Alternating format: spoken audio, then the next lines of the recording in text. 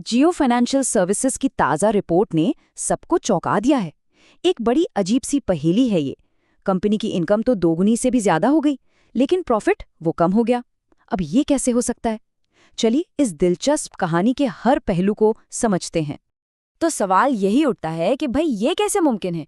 कमाई तो आसमान छू रही है, पर मुनाफा नीचे जा रहा है। आखिर ऐसा हो क्यों रहा है?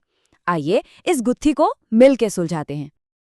और ये कोई हवाई बात नहीं है। जब जियो फाइनेंशियल के नतीजे आए ना, तो न्यूज़ हेडलाइंस भी कुछ ऐसी ही कंफ्यूजिंग कहानी बता रही थीं।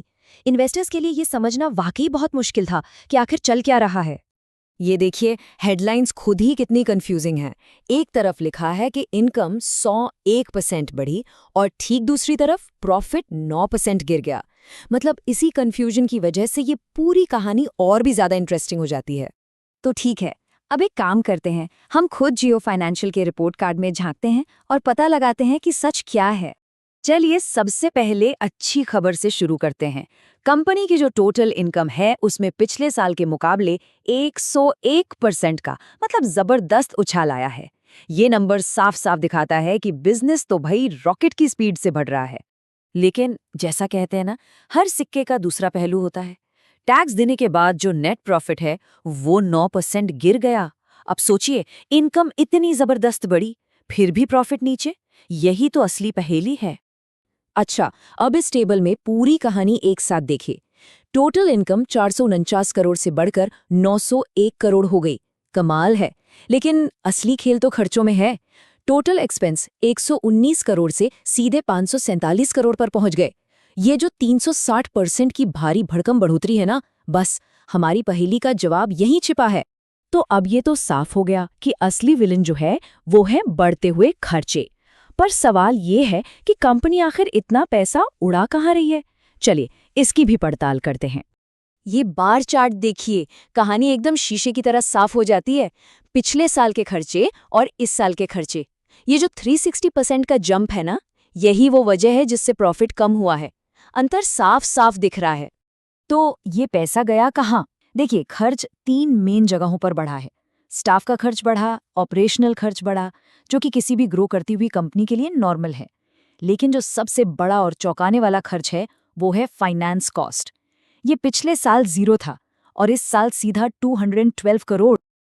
अब आप सोचेंगे ये फाइनेंस कॉस्ट क्या भला है?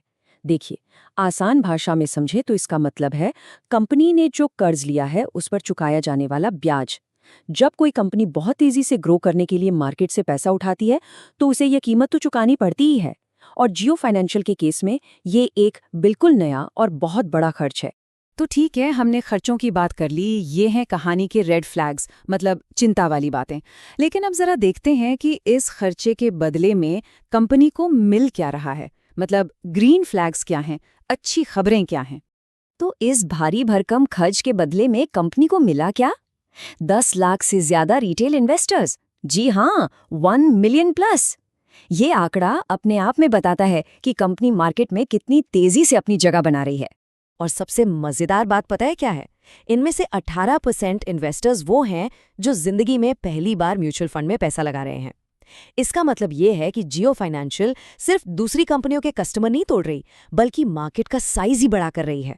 और ये मत समझिए कि कंपनी की पहुंच सिर्फ बड़े बड़े शहरों तक है। 40% से ज्यादा इन्वेस्टमेंट छोटे शहरों से आ रहा है, जिन्हें हम B30 सिटीज कहते हैं। ये दिखाता है कि कंपनी की जड़ें कितनी गहरी जा रही हैं। और ये इन्वेस्टर्स सिर्फ एक बार पैसा लगाकर नहीं भूल रहे। इनमें से आधे से ज्यादा यानी 51% लोग SIP के जरिए हर महीने पैसा लगा रहे हैं। ये कंपनी के लिए एक बहुत ही स्टेबल और लॉन्ग टर्म कमाई का जरिया बनता है। तो कस्टमर्स तो आ गए और वो टिक भी रहे हैं, पर आगे का क्या प्लान है? चलिए अब देखते हैं कि फ्यूचर के लिए जियो फाइनेंशियल की क्या तैयारी है। फ्यूचर प्लान्स में सबसे बड़ा नाम है ब्लैक रॉक का। ये दुनिया की सबसे बड़ी एसेट मैनेजमेंट कंपनी है। इनके साथ पार्टनरशिप करना ही अपने आप में एक बहुत बड़ा सिग्नल है कि जियो फाइनेंशियल के इरादे कितने बड़े हैं। और ये सिर्फ ख्याली पुलाव नहीं है, काम भी देखिए कितनी तेजी से हो रहा है। दिसंबर में एक फंड लॉन्च हुआ, जनवरी में 2 और आगे भी पूरी लाइन लगी है। ये उनकी अग्रेसिव ग्रोथ स्ट्रैटेजी का पक्का सबूत है। तो अब तक हमने कहानी के दोनों पहलू देख लिए हैं, खर्चे भी और ग्रोथ भी। चलिए अब इन सारी बातों को एक साथ रखकर देखते हैं कि आखिर फैसला क्या निकलता है। तो जियो फाइनेंशियल की कहानी का निचोड़ कुछ ऐसा है। एक तरफ है रेड फ्लैग्स, 360% बढ़ते खर्चे, 9% घटता प्रॉफिट और कर्ज की नई लागत। वहीं दूसरी तरफ है ग्रीन फ्लैग्स, 101% बढ़ता रेवेन्यू, 10 लाख से ज्यादा नए कस्टमर, छोटे शहरों में गहरी पहुंच और ब्लैकरॉक जैसी बड़ी पार्टनरशिप। तो आखिरी और सबसे बड़ा सवाल यही है, क्या जियो फाइनेंशियल का आज इतना ज्यादा खर्च करना कल के एक बहुत बड़े फायदे के लिए एक स्मार्ट बिजनेस मूव है, या फिर ये एक बहुत बड़ा जुआ है जिसमें रिस्क भी उतना ही ज्यादा है? खैर, इसका जवाब तो वक्त ही देगा। लेकिन अब इस कहानी को समझने के लिए सारे जरूरी पहलू आपके सामने हैं।